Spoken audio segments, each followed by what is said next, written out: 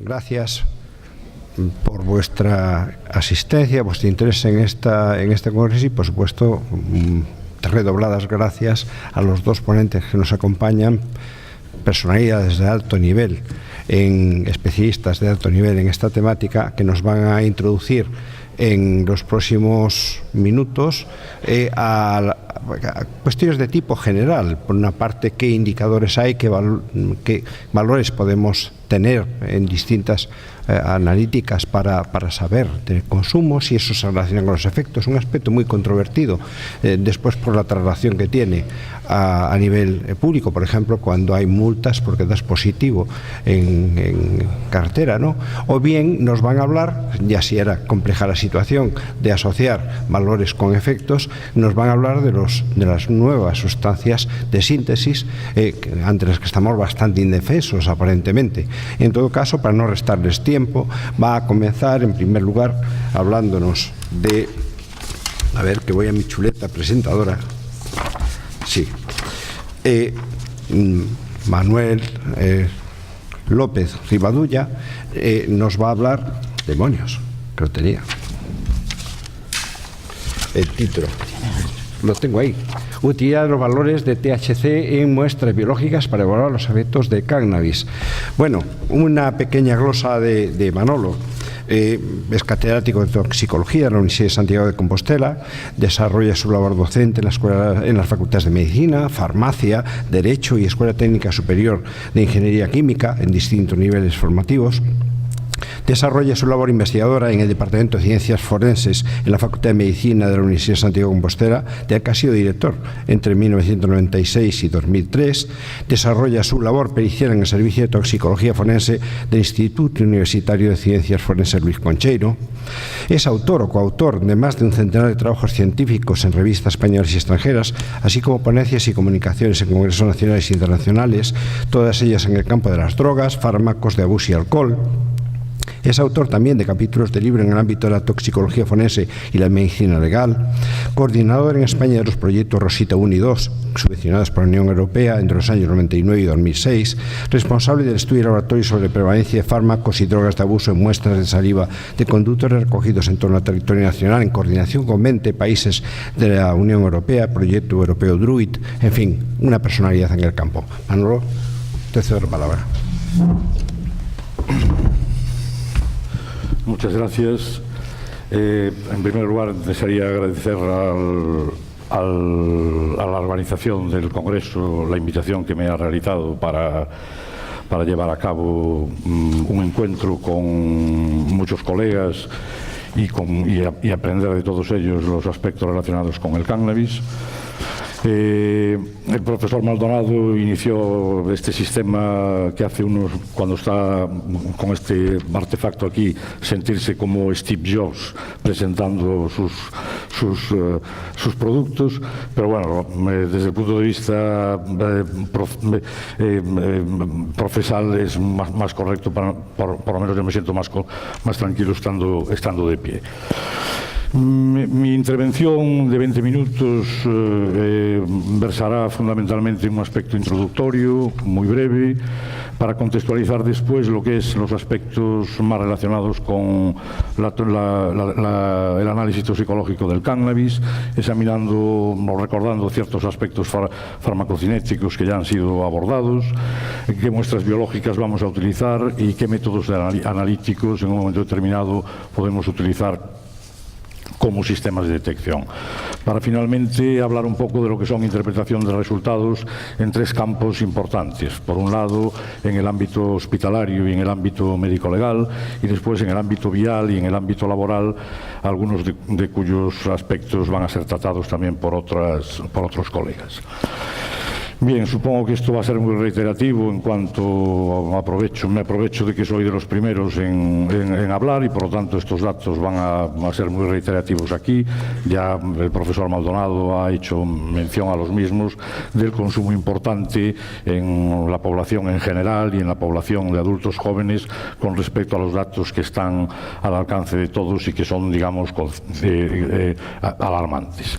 También decir que desde la perspectiva que vamos a abordar abordar el tema, nos interesa ver en qué estadios, en qué niveles se plantea el mismo. Lógicamente, uno de los aspectos importantes es el número de urgencias hospitalarias, como indicador de prevalencia en este tipo de situaciones, que vemos que en los últimos años pues hay un aumento considerable según los datos que nos ofrecen las encuestas pertinentes y los datos de los hospitales en líneas generales, y que también se ha hecho mención del mismo. Este porcentaje de urgencias pues realmente no diferencia mucho entre hombres y mujeres en este caso, pero digamos que también forma parte un poco de ese proceso. Otro dato de prevalencia interesante puede ser el número de admisiones a tratamiento en términos de deshabituación. Es un tema que también está incrementándose continuamente, de la misma manera que las muertes en donde el cannabis tiene una cierta relación con las mismas, como reacción aguda del proceso, en donde pues aquí ya hay, afortunadamente se encuentra una ligera disminución. Con respecto al tráfico rodado, hay una ponencia que por la tarde supongo que hablará un poco más pormenorizadamente de este aspecto. También nos encontramos que la realidad del procedimiento, del sistema, pues nos plantea la situación del cannabis en unos niveles muy relevantes con respecto a aquellos conductores que, sin estar implicados en accidentes ni en infracciones, conducen con unas cantidades importantes, con un porcentaje importante en el que el cannabis ocupa el primer lugar, muy por encima con respecto a los otros grupos de fármaco, e incluyendo al alcohol que no está aquí fijado. De estos datos introductorios pues podemos concluir que hay un incremento en los servicios de urgencias con esta sustancia, una cierta estabilidad en las implicaciones de fallecimientos por reacción aguda en el que esté el cannabis implicado, un incremento notorio con respecto al número de admisiones en procesos de deshabituación, una importancia incidencia en el ámbito de tráfico rodado y un desconocimiento un poco en el ámbito laboral, que no será muy distinto al que ofrece la población en general. Por lo tanto, independientemente de que realmente no podamos disponer de ese dato como podemos disponer del tráfico, pues realmente se plantea. Bien, contextualmente y dentro de la utilidad de estos valores que son el origen de la charla, pues tenemos que ver qué moléculas debemos de detectar, qué muestras debemos de usar y qué métodos y qué criterios debemos de adoptar para llevar a cabo ese interpretativo. Las moléculas a detectar ya han sido, en fin, planteadas y ya las conocemos desde tiempo. Los componentes de cannabis son multitud, hay algunos que tienen esa propiedad psicoactiva, pero nosotros nos vamos a circunscribir fundamentalmente a estos tres, a lo que es el tetrahidrocannabinol, al cannabidiol y al cannabinol, que son, digamos, los componentes mayoritarios dentro de estos mismos. Las formas de presentación en continuo, ya también se ha aludido a esta situación. A mi juicio, destacar que, independientemente de las formas de presentación, lo importante es que hay una gran variabilidad en lo que es el mercado urbano o el mercado en el que se encuentran estas sustancias. Esa variabilidad hace que nos encontremos con productos que pueden tener un 3% a productos que pueden tener hasta un 50 o un 60%. Y eso, digamos, es un problema muy importante desde la perspectiva del daño que pueda plantear. Bien, fundamentalmente nos vamos a ceñir un poco a aspectos cinéticos relacionados como consecuencia de la movilización de los procesos de absorción, distribución, excreción de esta sustancia. Lógicamente, mayoritariamente esta sustancia se consume inhalada a pesar de no ser la única forma, la forma más importante de consumo, la más relevante es la inhalada, tiene una importante difusión pulmonar, apareciendo en el plasma al cabo de muy poco tiempo, tiene un gran proceso de distribución a nivel de lipoproteínas, se fija mucho como por la propia por su propia propiedad y afinidad por las sustancias lipofílicas acumulándose en órganos perfundidos, y se elimina de una manera muy lenta lo que puede ser el compuesto activo. Los efectos psicoactivos son prácticamente inmediatos, alcanzando un máximo en 20 minutos y pueden durar pues unas horas.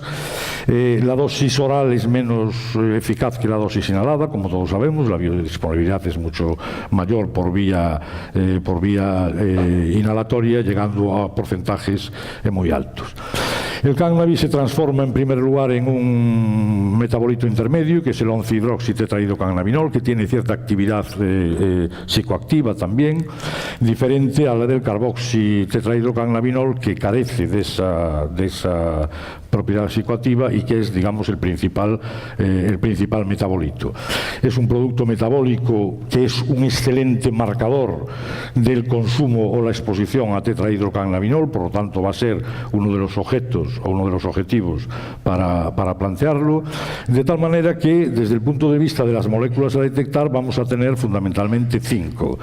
El tetrahidrocannabinol como tal, cuando se sustituye en la posición 11 del anillo por un hidroxi, pues tenemos una variante hidroxi que tiene ciertas propiedades menos psicoactivas que el mismo, y luego tenemos el CBN, el CBD y el carboxi tetrahidrocannabinol como elementos pertenecientes a los propios componentes cannabinoides de la planta y al principal compuesto metabólico de las mismas.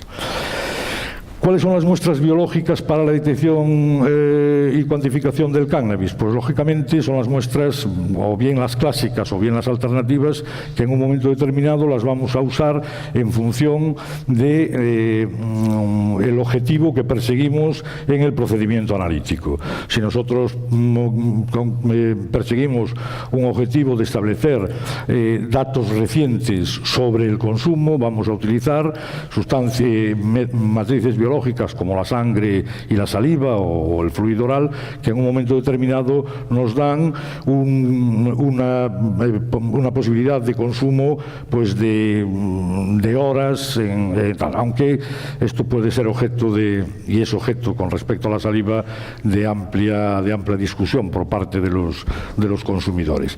Mientras que el resto de las muestras biológicas pues nos dan una orientación con respecto al consumo de estas sustancias mucho más amparado en el tiempo, como puede ser la orina hasta semanas y en el caso del cannabis incluso mucho más, y luego el pelo y las uñas, que de alguna manera nos sirven para estudiar aspectos cronológicos que describiremos.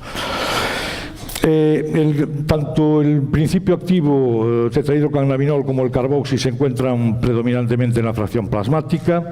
Solo un porcentaje muy pequeño pasa a la sangre, y esa es la causa realmente porque pasa poco tetrahidrocannabinol al sistema nervioso central, pero fijándose en esos lugares que nos han planteado en la charla anterior.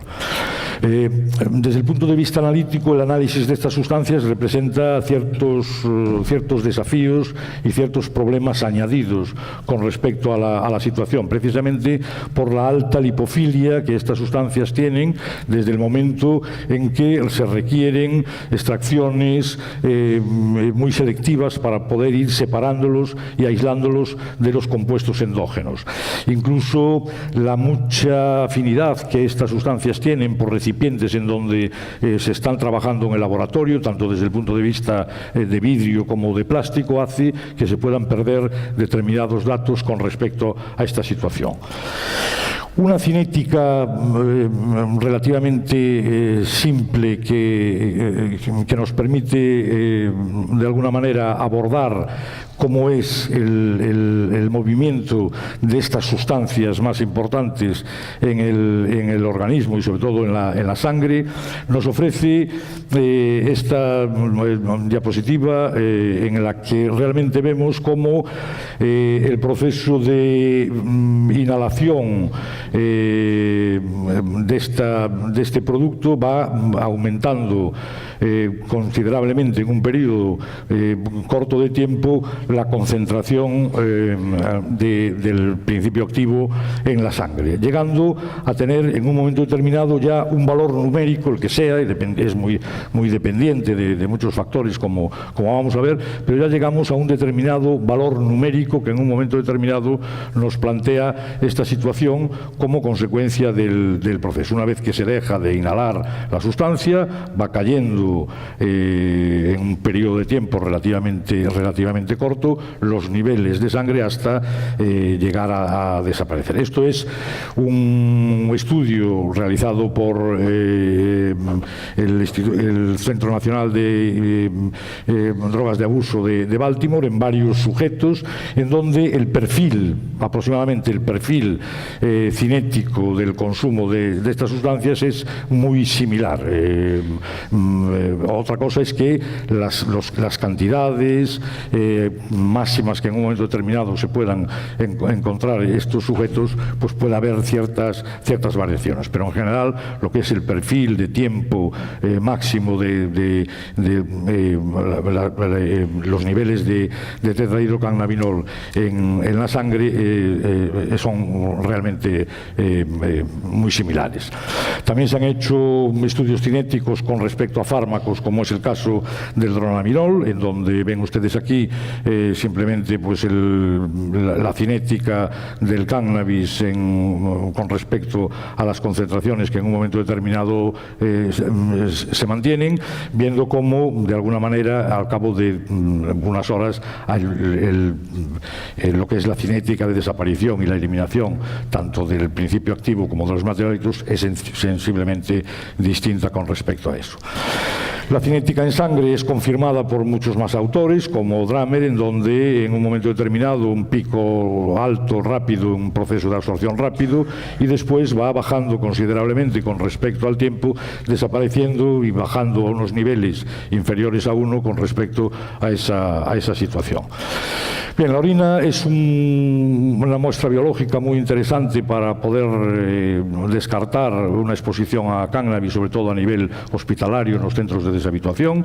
Todas esas características que figuran en la orina como elemento importante para poder realizar en la misma la utilización de inmunoensayos. Tiene un inconveniente, que es no estar correlacionado con el estado clínico, con lo que puede ser la similitud de signos o de síntomas que en un momento determinado puedan aparecer, pero de alguna manera a los hospitales y a los centros de deshabituación sirve como referencia para marcar una clara situación de exposición. En la orina, lógicamente, tanto el elemento que se elimina fundamentalmente es el metabolito, el carboxi, lo hace con un tiempo tardío, es decir, tarda mucho en desaparecer precisamente por esas condiciones, estando, digamos, datos planteados desde esa perspectiva para que en un momento determinado nos sirvan un poco de parámetros o de datos que permitan establecer cuándo se fija esa situación. Hay que decir también que la cinética es diferente siempre y cuando nos encontremos con productos que tienen un incremento importante de sustancia, diferenciándose claramente la cinética cuando se trata de dosis altas o de dosis bajas, pero que en todos los casos, al cabo de un cierto tiempo, se establece un determinado nivel en donde las cantidades de metabolito urinario son bajas, y eso permite en un momento determinado, tanto en usuarios frecuentes como usuarios infrecuentes, establecer lo que se denominan los puntos de corte, que en un momento determinado establecen esa situación. Hay que decir que en la orina pues hay ciertas interferencias que algún tipo de moléculas pueden ejercer, dándonos falsos positivos en algún caso, como son propios medicamentos a base de cannabis, que no serían falsos positivos, serían verdaderos positivos, pero algunos inhibidores de la bomba de protones o simplemente los AINES pues pueden producir reacciones reacciones cruzadas y dar resultados que en un momento determinado se plantea. De la misma manera que si queremos detectar los cannabinoides sintéticos, al ser estructuralmente distintos a los que se plantea como consecuencia del análisis, pues no nos daría un verdadero resultado, pero de eso se ocupará más el doctor Burillo a continuación. Bien, las matrices biológicas alternativas lo constituye el fluido oral o la saliva, que realmente pues, se plantea como una alternativa importante ahora a la orina, sobre todo en el control de drogas en el trabajo. En Estados Unidos se está cambiando la detección de orina por la detección de drogas en saliva como consecuencia de la legalización en algunos estados del mismo, precisamente por esa vinculación de la saliva o del fluido oral a un consumo reciente del proceso y, por lo tanto, digamos, en este sentido, tanto en el trabajo como en los controles preventivos en los conductores, de los que también van a tener una conferencia por la tarde, pues, digamos, constituye un elemento importante de referencia para eso. Como alternativa a la monitorización terapéutica de fármacos en hospitales, pues no presenta en estos momentos muchas más ventajas de lo que puede presentar la sangre, salvo el hecho de que cuando no se está en un ingreso hospitalario, pues es más cómodo que nos retiren una muestra de saliva que no una muestra de sangre. La saliva tiene una fortaleza importante con respecto a esto, y bueno, vamos a destacarla simplemente pues que es una muestra no invasiva y difícil de adulterar, pero sin embargo tiene ciertas limitaciones que merece la pena. Estos son los procedimientos para medir la droga en el fluido oral. Hay un gran abanico de productos que nos permiten en un momento determinado hacerlo, de la misma manera que podemos también realizar el control de estas sustancias en el cabello a través de procesos de incorporación, fundamentalmente a través de la sangre, pero también a través de otras fuentes externas que habría que matizar. El pelo tiene también ciertas ventajas de cierta relevancia, pero también nos da un permiso para constatar consumos previos, modelos individuales de drogodependencia, que en un momento determinado nos permite posibilitar estudios a gran escala. Bien, los procedimientos de screening, de confirmación y de determinación nos aclaran fundamentalmente ciertos elementos que permiten establecer un diagnóstico presuntivo, pero lógicamente los métodos inmunológicos, que tienen todas estas ventajas, necesitan una confirmación porque solamente identifican grupos de sustancia, puede haber problemas de especificidad de la misma manera que veíamos anteriormente, y es necesario confirmarlos. Además, solamente son aplicables a muestras de orina con garantías. En estos momentos también hay que decir que se están desarrollando métodos de screening para sangre, para cabello y para fluido oral, que en un momento determinado plantea esa situación. Voy a ir un poquito más rápido, que me están avisando que me quedan 3 minutos, y la verdad es que quería plantear con respecto a hablar un poquito de la interpretación de resultados un poquito más detenidamente. Decía que la interpretación de resultados la debemos de plantear con esa metodología y con esas muestras en estos 3 ámbitos. En el ámbito general tenemos una serie de elementos que en un momento determinado permite establecer efectos agudos y crónicos con respecto a determinados niveles de cannabis en sangre, que son enormemente variados, es decir, desde 50 nanogramos mililitro hasta 200 están incorporando determinados problemas relacionados con la memoria, con la atención, con la función psicomotora, realizado en un conjunto amplio de muchos autores. En el tráfico rodado, en estos momentos, el uso del cannabis está legislado en determinados países con diversa función.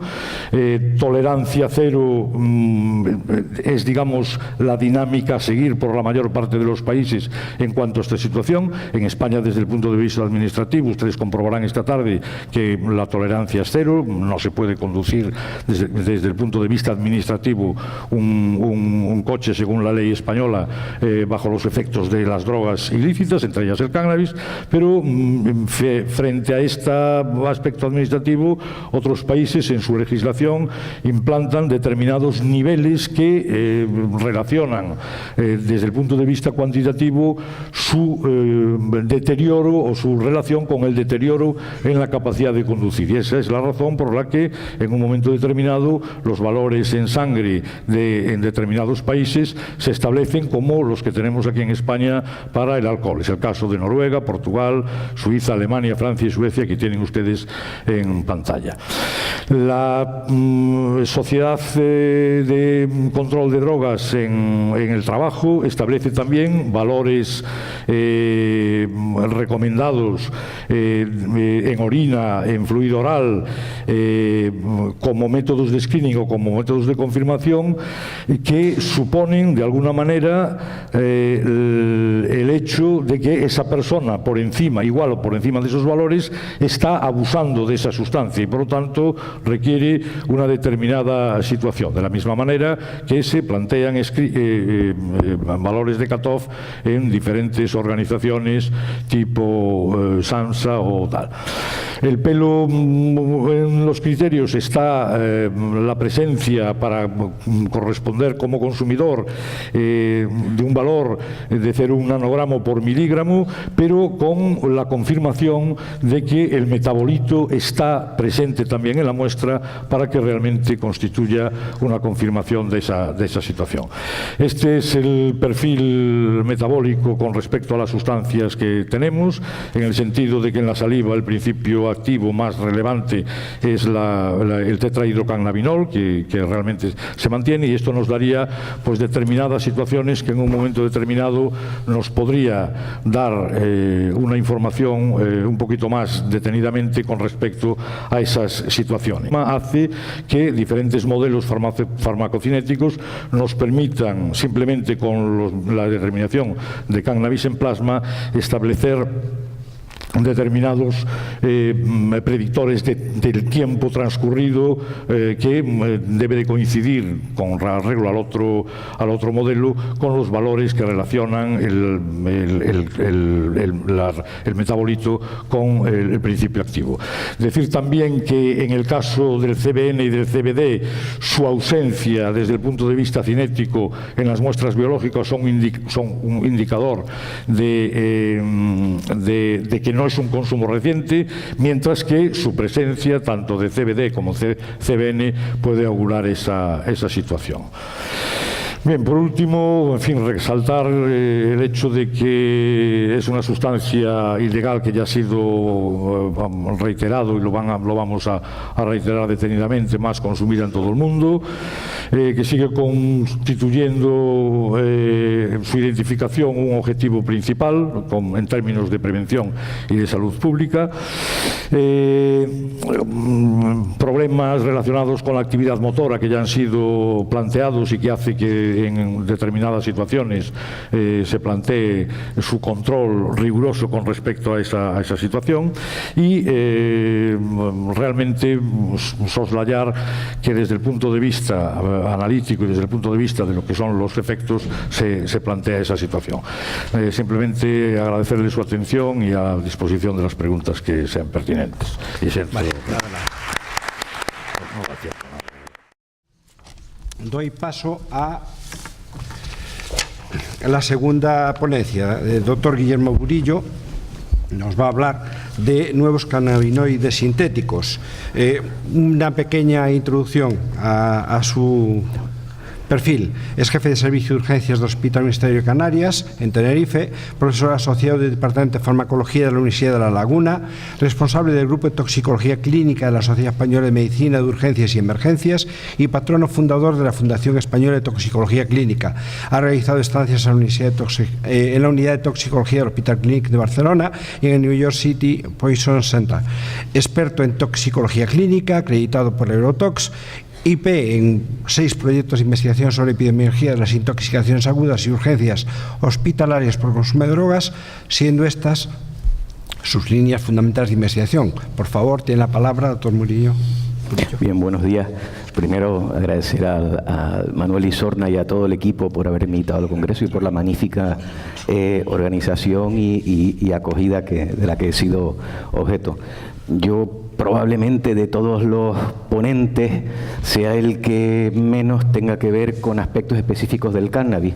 Soy médico de urgencias y mientras trato una insuficiencia cardíaca o un politraumatizado o un niño con un esguince de tobillo, pues me llega un paciente intoxicado por drogas o probablemente intoxicado por drogas, ¿no?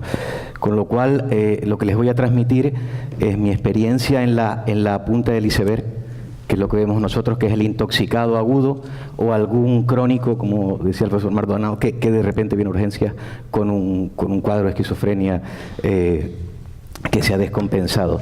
Y además soy también un electrón libre, porque no les voy a hablar de cannabis en este congreso de cannabis, sino otras sustancias que nada tienen que ver con el cannabis.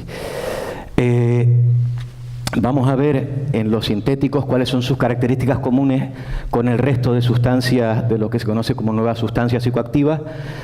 En segundo lugar, les hablaré de qué es el SPICE, algún dato sobre consumo para saber dónde nos movemos, cuál es la experiencia clínica, sobre todo los eventos clínicos adversos que se están detectando, y al final les comentaré alguna novedad que creo relevante exponerles a ustedes.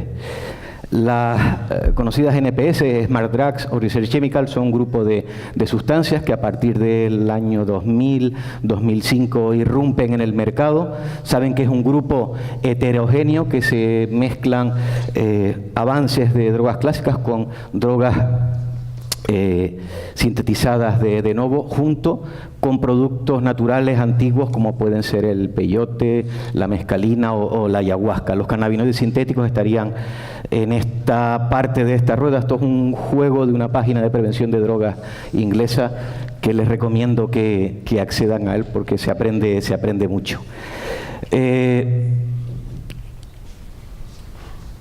No coge. Lo apagué.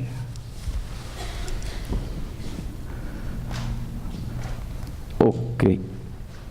Bien. La primera característica de las NPS es que se producen en laboratorios, fundamentalmente en China e India, desde donde se compran a través de la Internet profunda, llegan a Europa y aquí se empaquetan y ya se distribuyen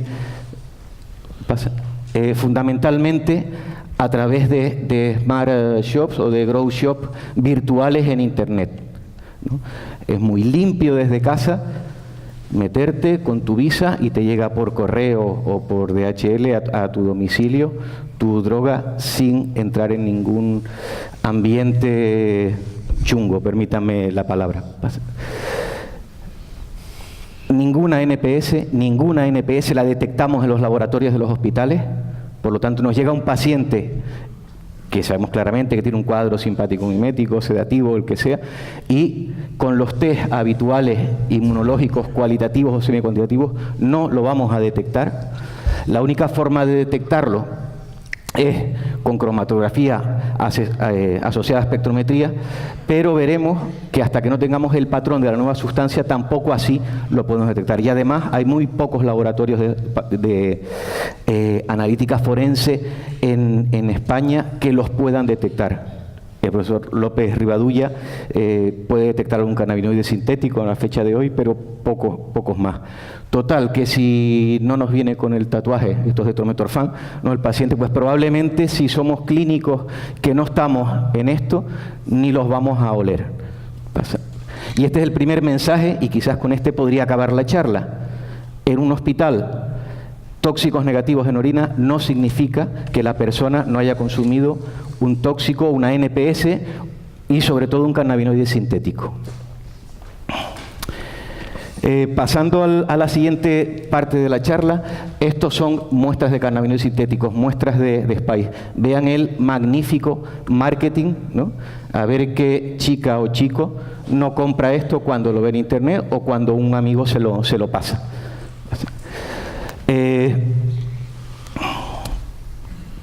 Los clínicos, ¿qué es lo que empezamos a ver? Pues que la gente compraba en una Smart Shop un paquetito que ponía incienso, se lo fumaba y le daba un colocón, ¿no? Y nos daba negativo a tóxicos, ¿no? Los clínicos y también los forenses, decía, ¿qué es lo que pasa aquí? Yo creo que lo apagué yo. No, dale hacia atrás, perdón. Hacia atrás. ¿O soy yo? Ahora me está funcionando, vale. A partir de 2006 se populariza como alternativa legal, que es la siguiente característica de las NPS, ¿no? O sea, son legales o eran legales y se van ilegalizando. Se conocen con estos nombres y bueno, y se fuma como el resto del cannabis, ¿no? En los sobres, evidentemente, no están los ingredientes y todos pone, por aquello de la prevención, no apto para el consumo humano. ¿Qué es lo que se vio que contenían? Pues un grupo de hierbas, y dice, pero ¿cómo alguien se puede colocar con estas hierbas, ¿no? Algunas de ellas tienen algún efecto, pero muy poquita cosa, es imposible que alguien se coloque fumándose un porro de Spice, ¿no? Se descolocó la diapositiva. Hasta que en 2008 se empieza a detectar los primeros cannabinoides sintéticos en estas muestras, ¿no? El JWH018 y el 073 fueron los primeros detectados y ya bueno, se ha avanzado y también se conocen sus metabolitos. Hay 6 grupos principales de cannabinoides sintéticos, algunos fueron sintetizados hace más de 50 años, ¿no? Pero se han vuelto a introducir en el mercado. JWH son las iniciales de John William Hoffman, que es uno de los diseñadores de nuevos cannabinoides sintéticos. HU, Universidad Hebrea, y así normalmente se conocen por el nombre de quien los ha diseñado. Veremos ahora que conforme pasa el tiempo, unos cannabinoides se dejan de utilizar y se introducen otros nuevos en el mercado. En 2009 aparece el primer cuadro publicado de abstinencia por un cannabinoide y prácticamente a la vez el primer cuadro de brotes psicóticos por estos cannabinoides. Como les decía, esto es una publicación del New England.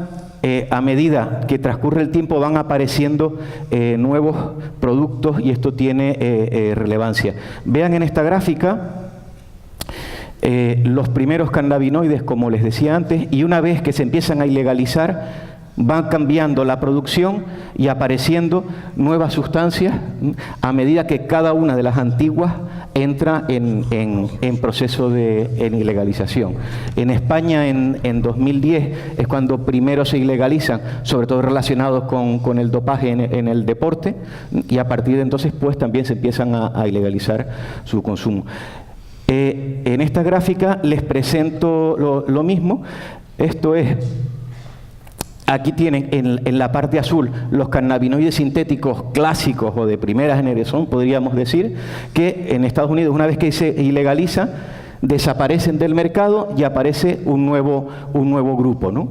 Y ese grupo, cuando se vuelve a ilegalizar, cae del mercado y aparece un nuevo grupo. Como se darán cuenta, vamos siempre a remolque, vamos siempre por detrás. Esto es un artículo muy reciente, todavía está Headspring, en el que ven 8 nuevos cannabinoides sintéticos y otra característica, son mucho más potentes que el THC por los receptores CB1 y CB2, sobre todo por el CB1. Y esto, como se imaginan, tienen implicaciones en la clínica, ¿no? Porque además estos productos se sintetizan y van al mercado, ¿eh? Nuestros chicos y nuestras chicas fundamentalmente son los conejillos de India, ¿eh? En ellos se van a probar las nuevas sustancias directamente, ¿no? La única fuente de información son los foros de usuarios, ¿vale?, a los que los clínicos tenemos que meternos si queremos saber qué es lo que está y qué efectos produce, ¿vale? Y por lo tanto siempre vamos a remolque de lo que está disponible no en la calle sino en internet, ¿no?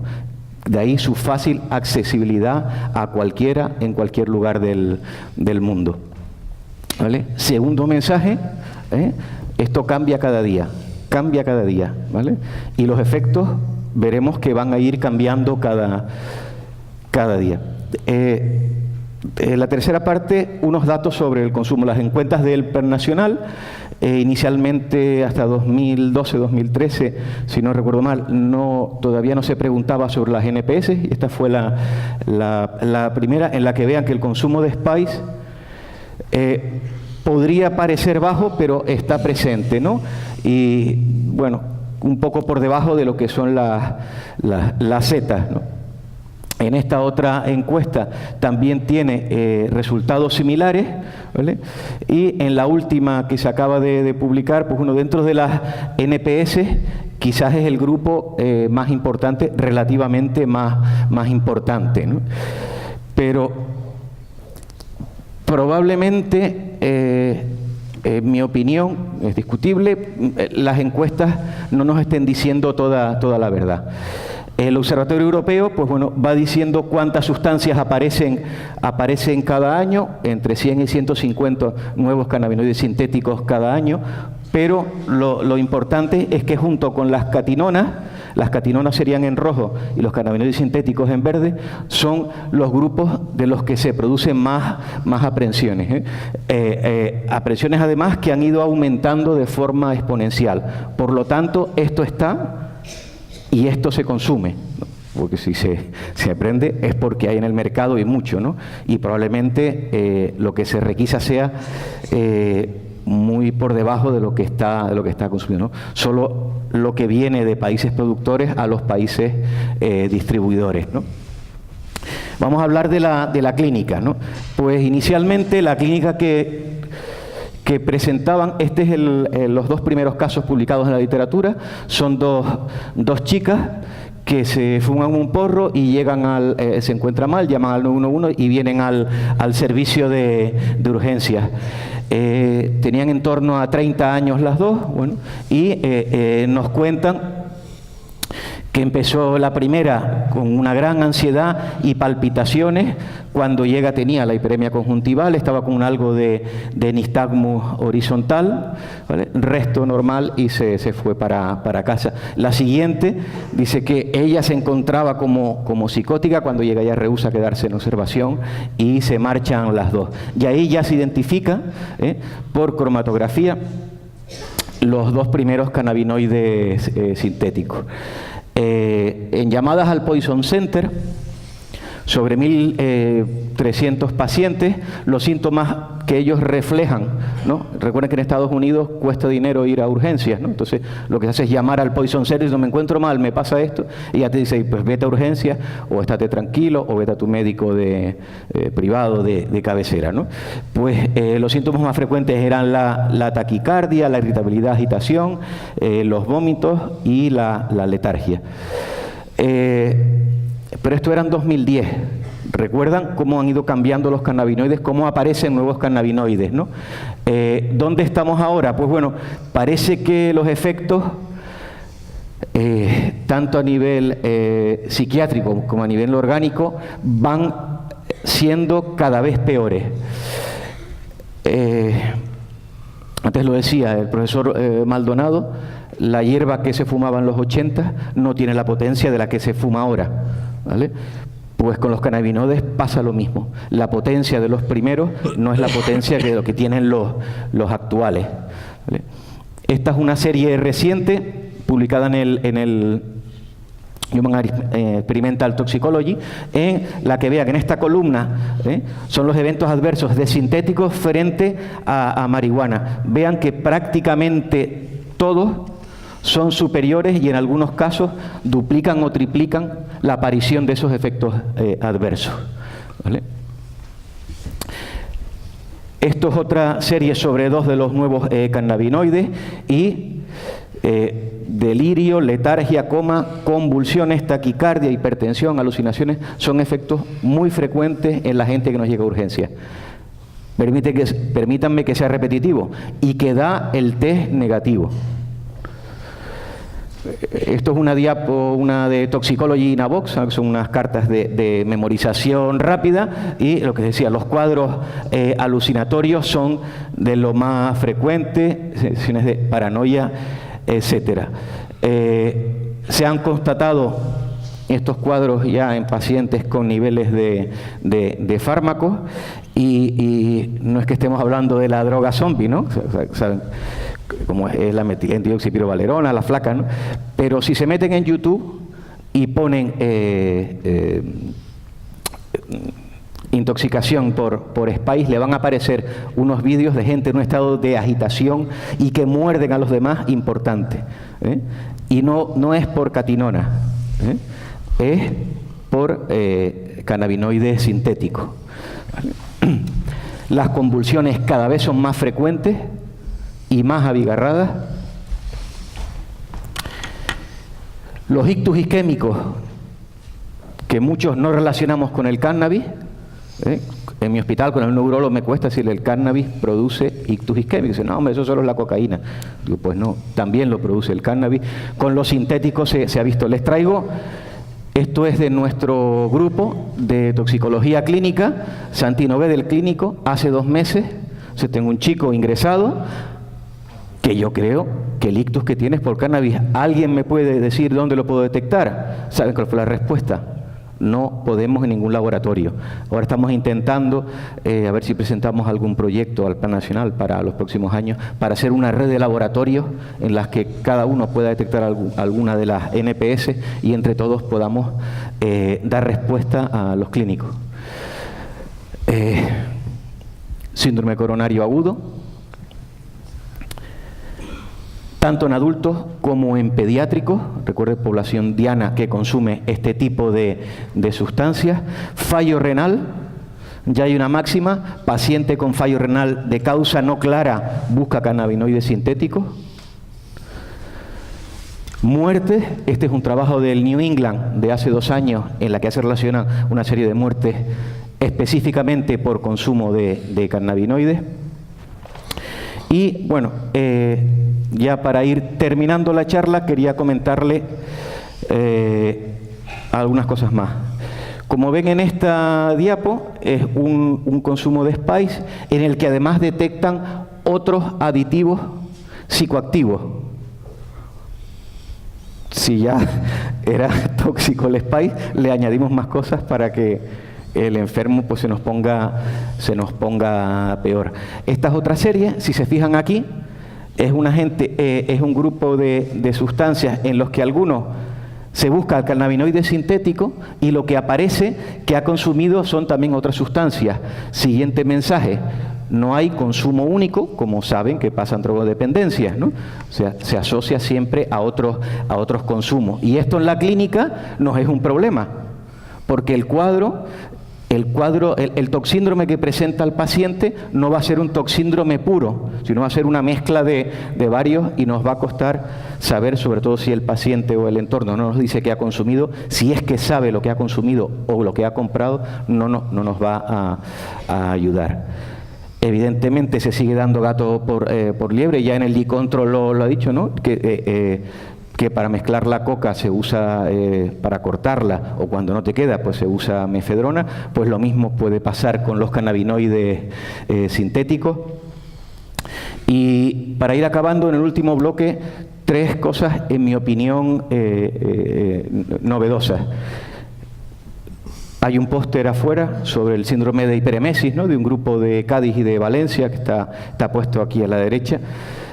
¿Hay síndrome de hiperemesis con los cannabinoides sintéticos? Pues sí, ya aparecen publicaciones, ¿no?, en las que se habla del síndrome de hiperemesis por cannabinoides sintéticos. Recuerden que inicialmente decíamos, ¿no?, unos 20 años de consumo antes de aparecer el síndrome. Con cannabis convencional más potente, pues probablemente se acorten esos años, y también habrá susceptibilidad personal, etcétera, pero con los sintéticos están apareciendo muy pronto para cuando se introdujeron en el mercado, ¿no? Nuestro grupo ha publicado un artículo reciente con la experiencia en el uso de capsaicina, de pomada de capsaicina tópica para la resolución del cuadro. Es espectacular cómo el paciente que ni con Primperan ni con ondansetron controlamos los vómitos solo con un poquito de capsaicina, en menos de 15 minutos cede el cuadro. Un segundo mensaje es el porro electrónico, ¿no? Pues si ya se vende el porro electrónico, será muy fácil que en ese porro electrónico ¿no? En vez de aceite de cannabis, haya aceite de cannabinoides sintéticos, aceites, líquidos o lo que piensen. Y preparando esta charla, ¿no? Decía que no había test rápidos de detección de cannabinoides sintéticos, pues ya en Internet aparecen 3 test rápidos, uno de ellos se puede comprar por Amazon, todos se pueden comprar por Internet. Teóricamente dice que es para Spice, que sería para el JWH 82 y el 73, ¿vale? Lo que pasa que el Spice, como se imaginan, el K2, perdón, podrán cambiar los cannabinoides de dentro, ¿no? Esto no está aprobado en clínica. Algunos, si lo ven aquí, dice, si te da positivo, es positivo a todos estos cannabinoides. En España no lo hemos usado todavía. Un grupo con el que trabajamos nosotros en la Universidad de Las Palmas se lo acaban de ofrecer la casa para hacer un estudio comparativo, test positivos con estudios por espectrometría. Vamos a ver en qué queda esto, pero si va bien, pues puede ser prometedor. Y antes de terminar, quería ponerles un vídeo que... ¿Cómo voy de tiempo? Bien. Vale. Un vídeo de 2,7 segundos, 2 minutos 7 segundos, que resume los efectos del cannabis de una publicación del New England de enero de este año, que yo creo que es muy ilustrativo.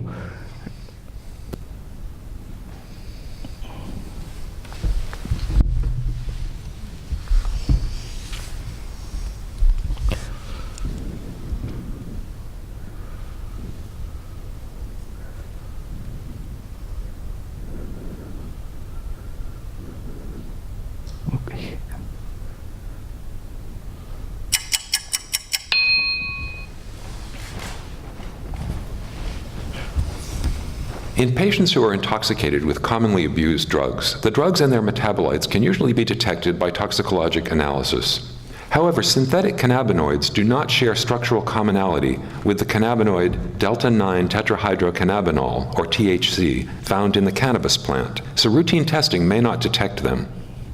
On July 12, 2016, New York City Emergency Medical Services in Brooklyn responded to a scene of mass intoxication of 33 persons who had been exposed to smoke vapors from an herbal incense product called AK-47 24-karat gold.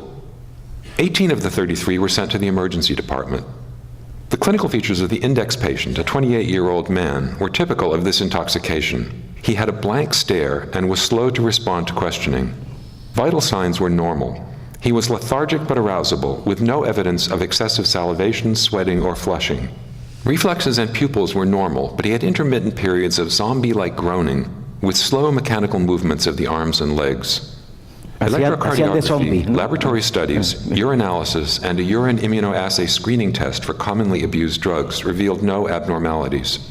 The patient was kept in the observation unit overnight, and his lethargy and behavior resolved. Several aliquots of the herbal product and biologic samples from 8 patients were obtained by the Drug Enforcement Administration for liquid chromatography mass spectrometry analysis. This analysis revealed a unique signal corresponding to a chemical, AMB flubinaca, listed in the toxicology library of potential synthetic cannabinoids. Although AMB flubinaca was not detected in the blood or urine owing to its rapid hydrolysis, its deesterified acid metabolite was detected in all 8 patients.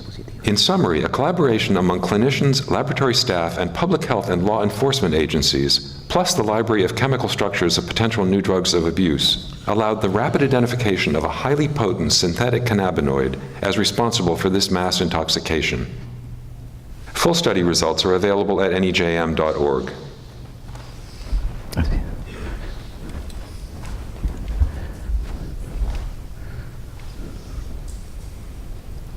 Bien.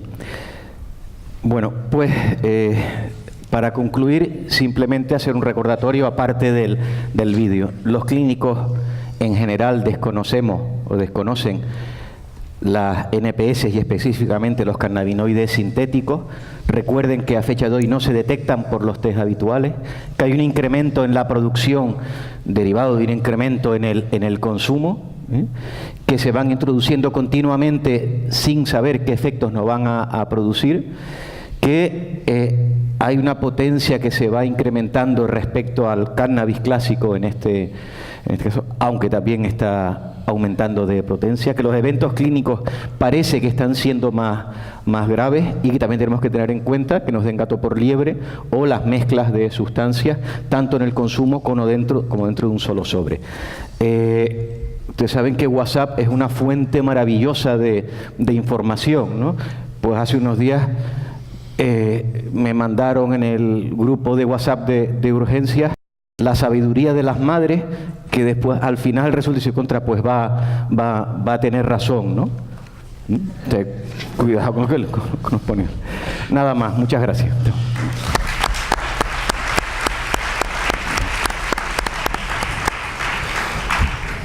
Gracias. Dado que vamos con algún retraso, no voy a reiterar conclusiones que han sido expuestas de una forma muy clara por el doctor Burillo, y damos tiempo a que exista, bueno, que haya alguna pregunta a los dos ponentes. Sí. Bueno, sobre este tema de los cannabinoides sintéticos, estoy muy de acuerdo con usted que no tiene nada que ver con el cannabis y es un problema gravísimo. Yo mismo vi salir a un chaval convulsionando de una feria donde lo había fumado, y aparte de, efectivamente, se van cambiando con el tiempo, según prohíben unos, meten otros, con lo cual el mismo space que primero llevaba una cosa puede llevar otra. Y por no incidirme más, porque mis preguntas son para el señor Rivadulla, quería comentar un peligro extra que no comentó usted, que al hacer estas mezclas en China e India se producen los hotspot, es decir, al disolver el producto químico en el herbal, pues no lo hacen adecuadamente, con lo cual un paquete puede llevar menos dosis, el siguiente llevar una dosis por 5 y el que lo consuma pues tener una sobredosis que le lleve a la tumba. Entonces, lo único que quería comentar ya para acabar, que yo creo que uno de los grandes motivos de consumo de estos cannabinoides sintéticos, y habría que reseñarlo, es la prohibición del cannabis. ¿Y por qué digo eso? Porque la mayoría de la población, si pudiera acceder a cannabis, lo usaría en vez de los cannabinoides sintéticos. Y pongo, por ejemplo, las cárceles inglesas, donde hay un alto uso de cannabinoides sintéticos porque les resulta más fácil introducirlos metidos dentro de paquetes de tabaco. Pero bueno, quería pasar al señor Rivadulla. Me hace muchísima ilusión. Hubiera venido aquí solamente por preguntarle a usted. Llevo años leyendo sus entrevistas, que tengo un montón de dudas, o sea que sintetizaré en 6 las más importantes, porque es que tengo un montón de dudas. En primer lugar, los test que se están dando piden en el segundo test, el que se le envía a usted a Santiago, el cumplimiento de la cadena de custodia que esté por debajo de los 8 grados centígrados. Pero luego en los juicios, cuando hay gente que reclama, nunca se dan pruebas del cumplimiento de esta cadena de custodia. Entonces, ¿cómo podría afectar el no cumplimiento de la cadena de custodia? Que es lo que tenemos que deducir cuando no se dan pruebas de que se ha hecho. El segundo punto, el control metrológico del Estado. Cualquier aparato, por ejemplo, los que se utilizan para medir el tema del alcohol, ¿no? Pues tiene un control metrológico del Estado, tiene un control metrológico del Estado, pues las pesas de los supermercados o las gasolineras y tal, y el drogotest que están usando ustedes no tiene un control metrológico del Estado. ¿Cómo le explica usted esto? En tercer lugar, empezaron ustedes detectando, y siempre ha dicho usted que solamente detectan las últimas 6 horas, pero empezaron ustedes detectando 30 nanogramos, luego fueron bajando los distintos test que hay a 10, a 5 y actualmente estamos en 2 y se siguen detectando solamente las últimas 6 horas. Yo no entiendo cómo con 30 nanogramos se detectaba las 6 horas y ahora que hay 2 se siguen detectando las 6 horas. Yo creo que al bajar a 2 ha aumentado muchísimo hasta las 48 horas de detección del consumo de cannabis, no 6. Cuarta pregunta. Mire, por favor, breve, porque si no capitalizamos las preguntas de una persona. Puede continuar después en el descanso. Vale, además, pues entonces, como ya no quiero capitalizar con estas 4 preguntas, yo creo que ha sido bastante. Tendría otras 3, pero no quiero abusar de su paciencia. Gracias. Madrid. Bueno, empiezas tú. Bueno, yo es que arrimaba usted tanto el micrófono a la boca que algunas no, me debieron de quedar. Entendí la de la cadena de custodia y de la metodología. Vamos a ver, la cadena de custodia es un elemento fundamental en el proceso de remisión de muestras, y cuando la muestra llega al laboratorio, el laboratorio La segunda muestra que llega al laboratorio, el laboratorio pone en funcionamiento todos los mecanismos mediante los cuales la muestra viene o no en condiciones, y así lo hace constar. Si no viene con la cadena de frío, si viene sin el precinto o con el precinto roto, por lo tanto eso se pone en el, digamos, en el cuadro correspondiente de informe posterior, en donde se remite el informe, pero se dice que la muestra no venía con la cadena de frío o la muestra no venía con el precinto. Eso, digamos, un laboratorio que se precie de ser un buen laboratorio lo hace desde esa perspectiva. Si no he entendido mal la pregunta de los niveles, vamos a ver, la segunda muestra solamente llega al laboratorio si pasa el control en carretera del test indiciario, que está en 25 nanogramos. Por lo tanto, si no hay 25 nanogramos en saliva, si hay menos de 25 nanogramos en saliva, ya no va al laboratorio. Es decir, la primera... Sí. O sea, si la muestra no tiene 25 gramos, el dispositivo indiciario no lo da como positivo y, por lo tanto, esa segunda muestra no va al laboratorio. ¿Cuándo puede ir al laboratorio? Puede ir al laboratorio cuando el agente de tráfico, en un momento determinado, detecta que esa persona tiene signos que él visualiza y pone en el atestado compatibles con una exposición a una sustancia, aunque el equipo le haya dado negativo. Por ejemplo, puede suceder que tenga un cannabinoide sintético y el guardia diga, me ha dado negativo a cannabis en el dispositivo indiciario, pero realmente esta persona está mal, le veo pues que está excitado o que está somnoliento o que tiene en fin, unos signos externos que a mí me hacen pensar que esta persona puede tomar una segunda muestra de sangre y mandarla al laboratorio. El laboratorio, si tiene el sistema de detección de otras sustancias a mayores de las drogas ilícitas, puede hacerlo. No, yo debo decirlo que el doctor Burillo ha sido muy generoso diciendo que nuestro laboratorio hace esas determinaciones, hizo las de las JW, los de la JW, pero al final el laboratorio no puede afinar con la FINACA, dicho sea de paso, porque a lo mejor incluso ni siquiera podemos disponer o tenemos disponibilidad de los patrones que en un momento determinado nos permite eso hacer. Equipos sofisticados como es ahora, espectrómetros de masas con tiempo de vuelo, en un principio eso nos van a permitir, podría permitir ese establecimiento. Pero insisto, con respecto a los niveles de cannabis en lo que es la saliva, va al laboratorio si pasa el test indiciario, que es un nivel pues relativamente alto, y si no va al laboratorio. Y la verdad no sé si todas las preguntas las contesté. ¿Más preguntas? Se puede continuar después fuera de esta mesa con... Sí. Dile que no arrimen tanto el...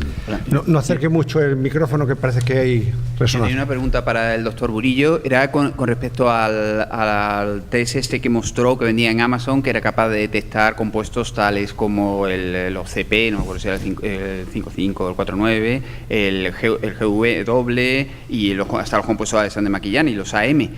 Son compuestos con una estructura química totalmente diferente. Yo me imagino una espectrometría de masa lo tendría difícil para estos tres grupos de compuestos, como un test de $19 es capaz de detectar esto, no lo entiendo. Sí, quizás. Es curioso y a ver qué hay de cierto, ¿no? Porque en Internet se vende todo, ¿no? Llama la atención.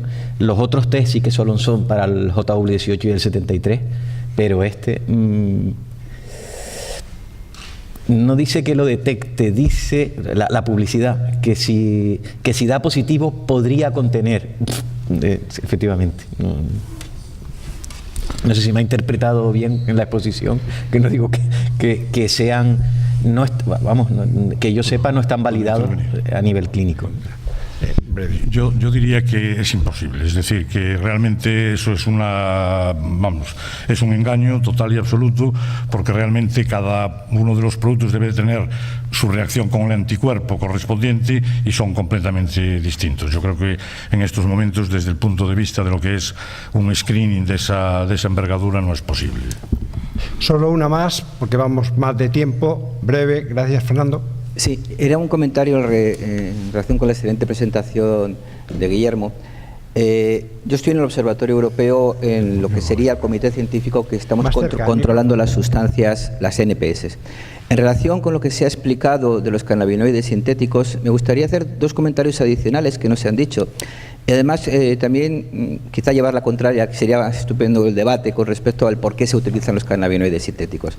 En primer lugar, la potencia de estos compuestos va creciendo gradualmente con el paso del tiempo, lo que indica una clara búsqueda de efectos cada vez más potentes, mayor negocio, menor, diríamos, dosis, por tanto se puede producir muchísima más cantidad de producto psicoactivo y venderlo. O sea, esto claramente refleja un intento de organización criminal. Hay que recordar que quien empezó las NPS son los psiconautas, experimentadores, no gente que no tuviera acceso a drogas. Y en España el cannabis se puede conseguir en cualquier parte. Si se consume cannabis en las cárceles es para evitar ser detectados y por tanto no tener beneficios penitenciarios. Porque se quiere consumir cannabis dentro de lo que es la reclusión, pues quizá porque el sistema penitenciario pues no es precisamente el mejor lugar donde está. Entonces sí me gustaría hacer un comentario al respecto de la potencia, porque ha ocasionado un problema del que no se ha hablado todavía, y es el extremado peligro que conlleva en las aduanas o en los sistemas de control manejar sustancias con dosis letales en torno a 1 miligramo. Por ejemplo, uno de estos productos que hemos controlado, muy parecido al Fubinaca, diríamos, apareció en un alijo de 50 kilos en una maleta en Málaga. Yo no quiero imaginarme lo que supondría de que eso se volatilizase, por así decirlo, porque la maleta se abriera el paquete, sin ningún tipo de medidas de protección. Estamos hablando de dosis letales de 1 miligramo por persona. Son 50 millones de dosis letales. Yo creo que es un problema mucho más grave del que se está... Por favor, que si nos va tiempo, vale, Fernando. entonces solamente lo que quería preguntaros es... ¿Realmente por qué en España no se reporta? ¿Porque no se detecta, porque no se sospecha o porque no hay voluntad de realmente política de analizarlo? Porque llevamos años exigiéndoselo al gobierno que ponga los medios para ello. Y a mí me gustaría que desde la perspectiva clínica y forense nos dijeran cuál es el verdadero problema para detectarlas. Rápidamente, primero, 20 minutos no me da tiempo a profundizar en todo el tema y yo creo que las 3 intervenciones han sido magníficas. Igual he ido tan rápido que no se me ha entendido todo, con lo cual pido disculpas, ¿no? Pero coincido con todas, ¿no? Yo creo que los clínicos desconocen que existen cannabinoides sintéticos, desconocen que existe la mefedrona. Yo doy charlas a pediatras, a médicos de urgencias, a internistas, a psiquiatras, y es que les hablas de la mefedrona y no saben lo que es, no tienen ni idea, por poner un ejemplo, ¿no? O sea, yo no creo que no sea voluntad política, sino que todavía no hemos llegado, no hay presión para eso, insisto. Yo todos los días en mi servicio siempre hay un residente que me dice tóxicos en orina negativos, digo, tóxicos detectables en orina. Vale, muchas gracias. Gracias por su atención.